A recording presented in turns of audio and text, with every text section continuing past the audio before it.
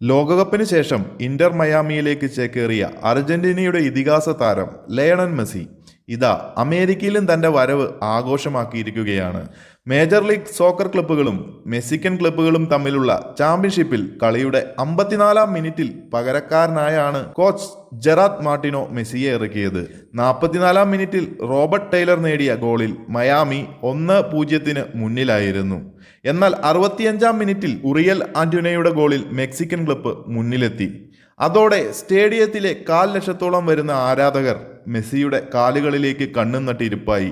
ബാഴ്സയിൽ തനിക്കൊപ്പം അരങ്ങേറിയ ബാഴ്സയുടെ മുൻതാരം Sergio ബുസ്കറ്റ്സിനൊപ്പം Messi മികച്ച ചില മുന്നേറ്റങ്ങൾ നടത്തിയെങ്കിലും ഗോൾ മാത്രം അകന്നു നിന്നു.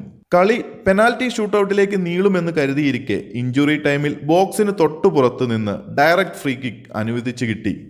മെസ്സിയുടെ ബൂട്ടുകളിൽ നിന്നാണെങ്കിൽ ഗോൾ ഉറപ്പ് എന്ന പ്രതീക്ഷയിൽ ഗാലറിയിൽ ഒന്നടങ്കം ആരവം.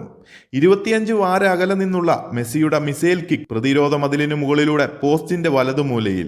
അങ്ങനെ 94-ാം മിനിറ്റിൽ നേടിയ സുന്ദരമായ ഫ്രീ കിക്ക് ഗോളിലൂടെ മെസ്സി അമേരിക്കയിൽ തന്റെ വരവറിയിച്ചു.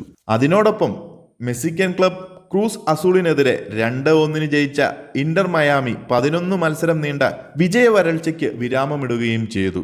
മെസ്സി അവിടെയും നിർത്തിയില്ല. ഇന്റർ മയാമിയിലെ തന്റെ ഗോളാഘോഷം തുടരുകയാണ്. 2-ാം മത്സരത്തിൽ അല്ലാൻ യുണൈറ്റഡിനെതിരെ 8-ാം മിനിറ്റിലും 22-ാം മിനിറ്റിലും ഗോൾ വല കുലുക്കി ഇരട്ട ഗോളുകൾ നേടിയിരിക്കുകയാണ്. മിയാമിക്ക് വേണ്ടി റോബർട്ട് ടൈലറും ഇരട്ട ഗോളുകൾ നേടിയ മത്സരത്തിൽ ചരിത്രത്തിൽ ആദ്യമായി മയാമി ഒരു മത്സരത്തിൽ ആദ്യ പകുതിയിൽ 3 ഗോളുകൾക്ക് മുന്നിലെത്തുന്നു എന്ന ചരിത്ര നിമിഷത്തിനും സാക്ഷിയായി. കൂടുതൽ ഫുട്ബോൾ അപ്ഡേറ്റുകൾക്കായി ചാനൽ മറക്കാതെ ഒന്ന് സബ്സ്ക്രൈബ് ചെയ്തേക്കണേ.